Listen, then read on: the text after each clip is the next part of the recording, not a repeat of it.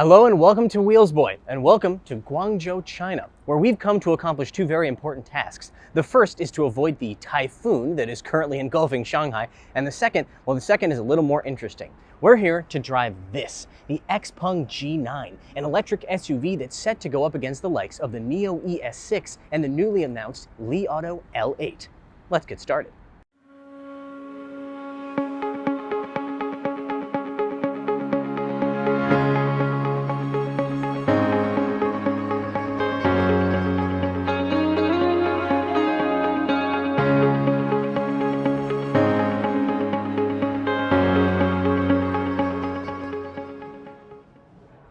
Between you and me, I think XPENG's design language is in a pretty weird place right now. You see, they're like one of those families where they've got 4 kids and 3 of the kids look exactly the same. But then there's that one kid that kind of looks a little bit different. That one kid, that's the XPENG P5. All the other models, the G3i, the P7, and the new G9, all look kind of the same. It's just the P5 that's kind of out there on its own. It's not an unattractive car at all. It's just not quite as striking as the other 3. I'm happy to say that the G9 takes after the P7, XPENG's first sedan, which has one of the most impactful designs of the past probably, 5 or 6 years. If you go on the streets here in China, a lot of cars have clearly borrowed from that design, particularly the upper LED DRL kind of running light here. That also is, of course, on the G9. The G9, though, being an SUV, has a much bigger face, especially because it needs to fit LiDAR units on either side.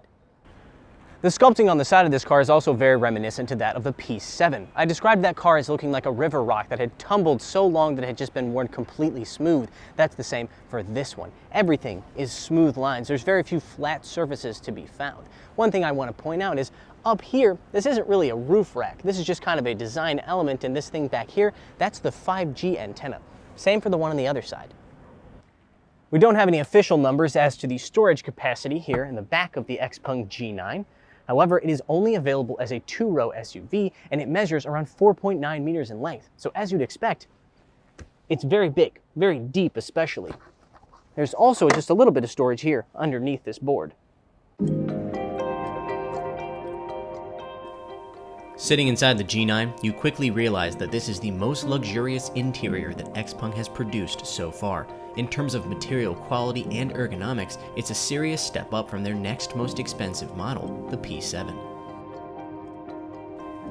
Speaking of the P7, the G9 retains some of the styling cues from that car, but the use of dual 15-inch screens and a Qualcomm Snapdragon 8155 chip definitely reminds us of the Li Auto L9.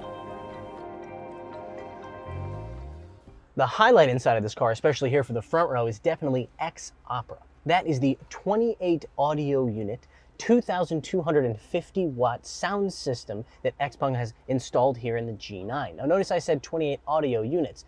That's because those audio units make up both speakers that you can see here on the doors and above you, as well as a bunch that are embedded into the seats here in the front row, right under your bum, and then here on the side, and then on your back as well. Those, when you're watching a movie or listening to music, kind of pump out sound, so you have kind of a vibration to it, almost like one of those 4D theaters. It's a very interesting experience. I've really never had my butt vibrate while listening to Michael Jackson before. I kind of liked it. One small thing that I really appreciated about the dual screens of the G9 is that the passenger screen is not visible from the driver's seat, making it less of a distraction. Don't worry, you can also watch movies on the center screen.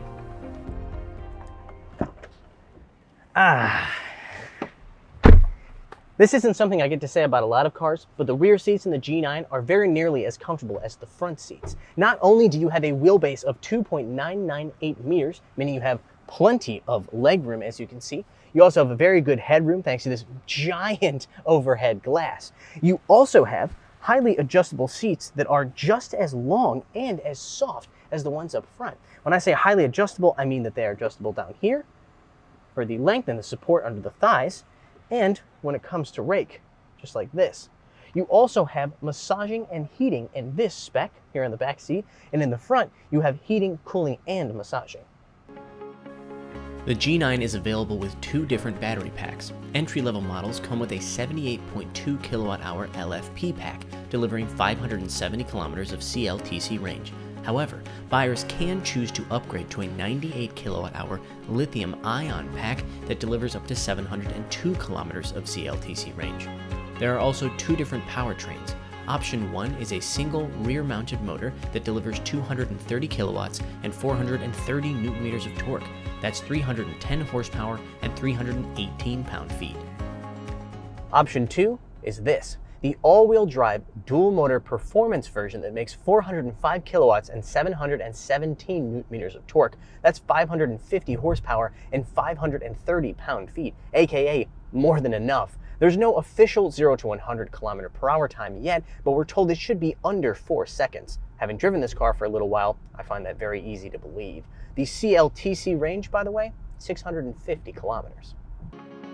All versions of the G9 come standard with China's first 800-volt mass production silicon carbide platform. However, all-wheel drive models can be optioned with a 4C supercharging pack for an extra $1,400 US.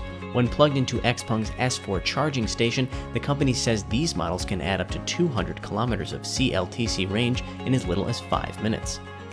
S4 chargers are currently only available in Guangzhou, but XPENG says it will begin deploying them across other major cities in China, including Beijing, Shanghai, and Shenzhen, by the end of the year.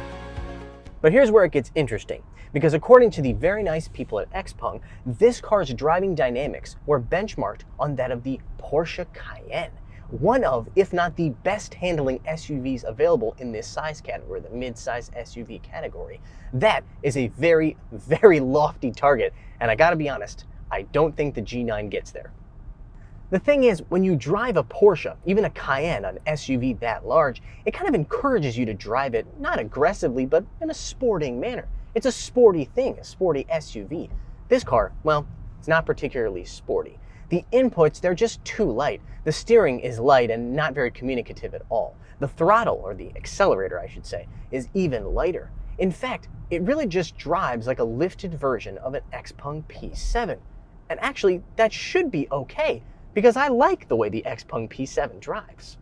In fact, I think that XPENG comparing this car to a Porsche Cayenne does it a bit of a disservice, because it sets you up for disappointment. Ultimately, it doesn't handle anything like a Cayenne, but if you consider it based on its own merits, it's a comfortable and competent SUV. This thing's NVH is very good, even on the highway. And the suspension, it's that adjustable air suspension, it's actually very comfortable in almost every driving situation. I will say, when you put it in the sport driving mode, the suspension turns a little bit too bouncy. But again, ignore the sporty part, focus on the comfort, and you will have a great time driving this car. One area where this car should really outdo more traditional SUVs like the Porsche Cayenne is in terms of its driver assistance systems, or ADAS. Now, this car we're driving right now is a pre-production model, so it doesn't even have cruise control, basic cruise control, let alone adaptive cruise control or even a level 2 driver assistance system. When it hits customer hands, however, it will be equipped with XPENG's NGP 3.0, which is their term for their current most advanced driving system, which has navigation on autopilot on the highways. We experienced that with the XPENG P7, and it's honestly a very good system. However, it's been available on the P7 for a couple of years now at least. This car has LiDAR units. Now, the XPENG's last model, the P5, also had LiDAR units and was supposed to debut XPENG's NGP 3.5. Now, that was supposed to take advantage of the LiDAR units, but almost a year after that car's debut and after we drove it, NGP 3.5 is nowhere to be found. It's probably good then that they haven't told us exactly when 3.5 is going to be available for this car. Pricing for the G9 wasn't available when we filmed our video, but has since become a bit of a headache for XPENG. The first round of prices received considerable pushback from customers who felt XPENG was asking too much for certain models. In response, the company announced a new pricing and specification structure, which kept the base model's price at $44,000 US, but lowered the price of the top spec all-wheel drive performance model to $59,000 US, a decrease of $5,000 USD. Those prices make it XPENG's most expensive car ever and puts it in direct competition with both the Neo ES6 and ES7, not to mention the Li Auto L8 and L9. We haven't driven the L8 yet, but we have tested the L9, even putting it up against a BMW X7. Needless to say, the G9 is entering a highly competitive segment.